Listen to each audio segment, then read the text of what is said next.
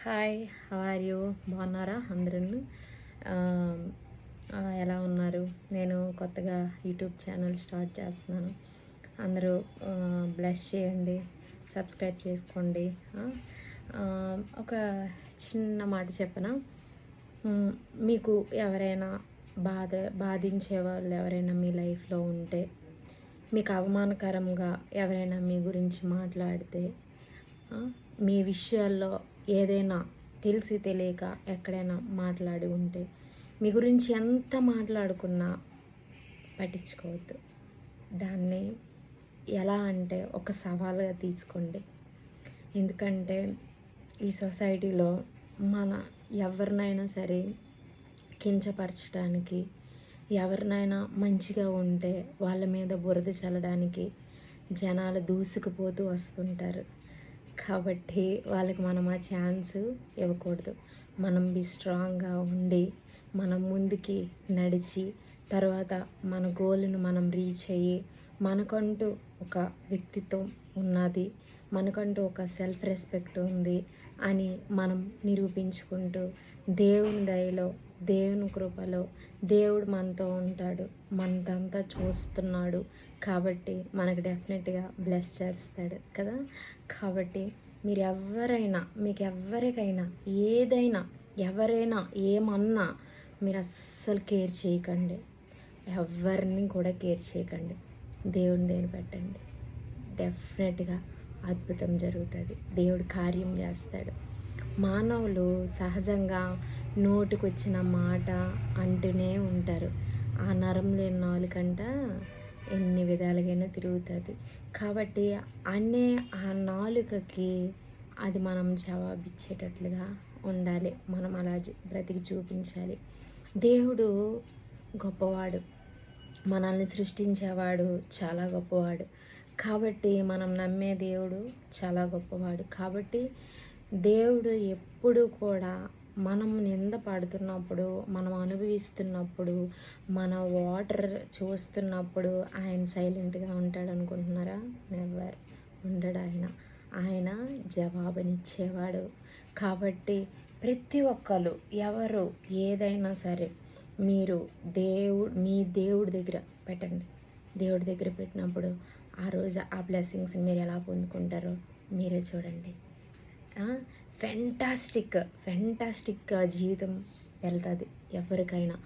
మనం ఒక మాట అన్నారనేసి మనం సిక్ అయ్యామా, మనం ఆలోచనలోకి వెళ్ళామా, వెళ్ళలేం.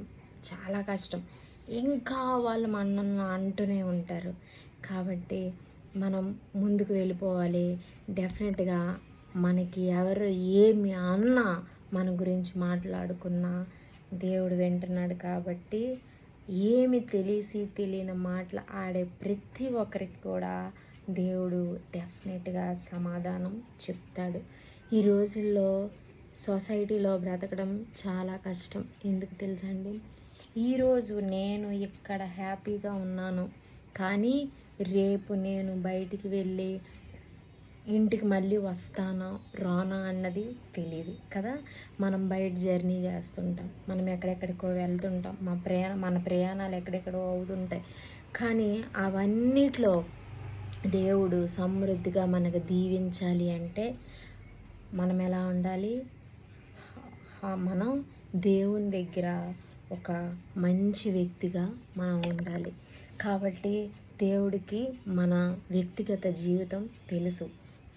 ఎంతోమంది ఎన్ని రకాలుగా మాట్లాడుకున్నా, ఎంత అవమానం జరిగినా లాస్ట్కి మనం నిజాయితీగా ఉన్నప్పుడు, మనం చేయనప్పుడు, మనము ఏ క్రమంలో నడుస్తున్నాం అనేది ఆయనకి తెలిసినప్పుడు ఆయన డెఫినెట్గా కార్యం చేస్తాడు. కాబట్టి ఈరోజు మనకి నోటికి వచ్చిన మాట మనం అనొచ్చు ఎవరినైనా, కానీ ఆ మాట అనే ముందు ఆలోచించరు కదా. ఏదో చెప్పేస్తుంటారు, ఏదో అంటుంటారు. కానీ దేవుడు సమస్తాన్ని ఎరిగినవాడు. కాబట్టి మన ప్రాణము మన చేతిలో ఉందండి? లేదు కదా. ఈరోజు మనం ఇక్కడ ఇలా ఉన్నాం, రేపు నువ్వు ఉంటావని నీ గ్యారంటీ ఉందా? నువ్వు చెప్పగలవా సమాధానం? నేను రేపు ఉంటాను, నేను ఎల్లుండి ఉంటాను, నేను నెక్స్ట్ ఇయర్ ఉంటాను, నెక్స్ట్ మంత్ ఉంటానని మనం ఎవ్వరము చెప్పుకోలేము. అలాంటి డేస్లో మనం ఉన్నాం. మనం మనం సంపాదించింది, మనం తిన్నది, మనం ఉంచుకున్నది మన దగ్గర అది జాగ్రత్తగా ఉంటుందని దానికి కాపలా కాస్తూ కూడా మనం ఉండలేం. ఏదైనా మనది నిండిపోయిందంటే కుండ దేవుడు దాన్ని పగలగొట్టేస్తాడు. అది మనము కూడా ఆ పగలగొట్టే క్రమంలో మనం వెళ్ళకుండా మంచిగా మనం వెళ్ళాలి. ఎవరైతే మనల్ని ఏదైతే బాధ పెడితే వాళ్ళకి మనము సమాధానం చెప్పేటట్లుగా మనము విజయంలోనికి వెళ్ళాలి. అప్పుడు ఆ దేవుడు ప్రతి ఒక్క బిడ్డను కూడా ఆశీర్వదిస్తాడు. క్రిస్మస్ డేస్లో మనమందరము సంతోషంగా గడపాలి. మీకు తర్వాత ఎవరైనా హిందూస్ ఉంటే మీరు సంక్రాంతి అదంతా మీరు జరుపుకోవచ్చు. కాబట్టి డేస్ అనేవి ప్రతి ఒక్కరికి చాలా ఇంపార్టెన్స్. కాబట్టి మనం ఫ్యూచర్ అనేది మనం ఎక్కువగా ఆలోచించి థింక్ చేయాలి అని అనుకున్నప్పుడు, మన ఫ్యూచర్ గురించి ఎక్కువ ఆలోచించేటప్పుడు మనము వ్యక్తిగత జీవితంలో మనము నలుగురికి హాని చేస్తున్నామా, మంచి చేస్తున్నామా అనేది డెఫినెట్గా మనము ఆలోచించాలి. మనకు తెలియని మాట ఏది కూడా ఆడకూడదు. కాబట్టి మనకి సొసైటీలో ఒక నేమ్ ఉంటుంది. మనకి దేవుడు మనకి ఇలా సృష్టించాడంటే మన బ్రతుకులో దేవుడు ఏదో దాచి ఉంచాడు అనేసి మనం నమ్మాలి. అలా అని చనిపోయిన వాళ్ళందరూ నీతిమంతులు కాదని కాదు, బ్రతికున్న వాళ్ళం నీతిమంతులమని కాదు కదా. కాబట్టి మనం ఏ పర్సన్ గురించి కూడా మాట్లాడుకుంటా జాగ్రత్తగా మన పని ఏదో మనం చేసుకుంటూ హ్యాపీగా ఉంటూ మనకి ఏటి కావాలో అది దేవుణ్ణి అడుగుతూ మనం దేవుని దృష్టిలో ఎక్కువగా నమ్మకమైన వ్యక్తులుగా ఉన్నప్పుడు దేవుడు మన జీవితంలో కార్యము చేస్తాడు. ఆ కార్యాన్ని మనం ఎదురు చూస్తూ ఉండాలి. Okay, God bless you all. Please do subscribe Suvarna Kodi. Thank you.